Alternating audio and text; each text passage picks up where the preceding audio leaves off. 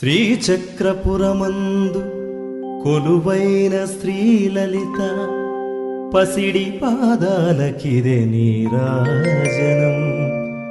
పరమేశ్వరుని పుణ్య భాగ్యాల రాసి ఆ సింహ మధ్యకు రత్న నీరాజనం.